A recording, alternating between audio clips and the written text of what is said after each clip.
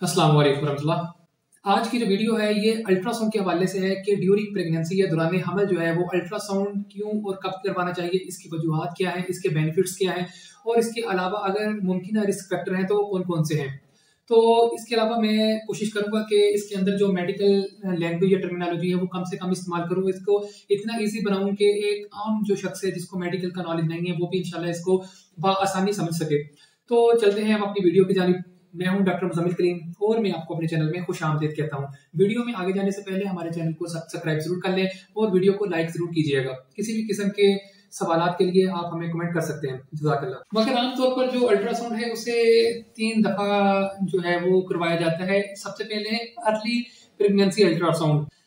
ये अल्ट्रासाउंड जो है तकरीबन 6 से 12 हफ्ते के दरमियान में करवाया जाता है। ये प्रेगनेंसी को कंफर्म करने के लिए कि आया वाकई हमल ठहर चुका है या नहीं ठहर चुका। इसी तरह फीटल की हार्ट बीट को चेक करने के लिए, गेस्टेशनल एज के बच्चे की उम्र इस वक्त कितनी आ रही है उसको देखने के लिए, और इसी तरह ड्यू डेट के बच्चा जो है एक्सपेक्टेड के कब तक पैदा होगा तो इसकी डेट को जानने के लिए ये आमतौर पर किया जाता है। इसके अलावा मल्टीपल प्रेगनेंसी के लिए भी अल्ट्रासाउंड किए जाते हैं कि आया कि बच्चा 1 है, 2 है, 3 है या ज्यादा है, इस वजह से भी किया जाता है। इसके अलावा जो है एक्टोपिक प्रेगनेंसी को देखने के लिए कि आया कि वाकई हमल जो है वो अपनी जिस जगह पे हमल को ठहरना चाहिए था उसी जगह पे ठहरा है, इसके अलावा किसी और जगह तो नहीं ठहर का, फ्लोपियन ट्यूब्स के अंदर, ओवरीज के अंदर या किसी और जगह पे।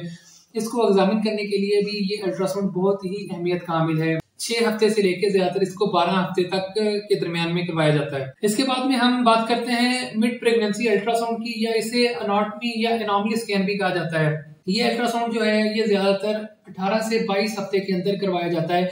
इसके अंदर जो है अल्ट्रासाउंड करवाने का जो बुनियादी मकसद है वो होता है कि बच्चे के जो जिस्मानी अज़ा है उसको तफसील से देखना होता है कि आया कि खुदा न खास्ता उनके अंदर कोई प्रॉब्लम, एबनॉर्मलिटी या एनोमली वगैरह तो नहीं है। इसको अनाटमी स्कैन भी इसलिए कहा जाता है क्योंकि इसके अंदर बॉडी के पार्ट्स देखे जाते हैं। इसके अंदर जो हम बच्चे का जो जेंडर है वो देख सकते हैं और इसकी जो है पोजीशन बच्चे की क्या है और इसके फंक्शनिंग जो है प्लेसेंटा कैसा काम कर रही है, अम्ब्लाइकल कॉर्ड कैसी है, और अमनियोटिक फ्लूइड जो बच्चे के इर्द गिर्द पानी होता है जिसे उसे अमनियोटिक फ्लूइड कहा जाता है, उसकी मकदार कितनी है। ये सब चीजें मालूम जो है वो हम मिड जो अल्ट्रासाउंड है इसमें कर सकते हैं। अब हम चाहते हैं थर्ड ट्राइमेस्ट्रल अल्ट्रासाउंड की जानिब। इस अल्ट्रासाउंड को जो है वो ज्यादातर 30 वीक यानी 30 हफ्ते के बाद इसको आमतौर पर करवाया जाता है।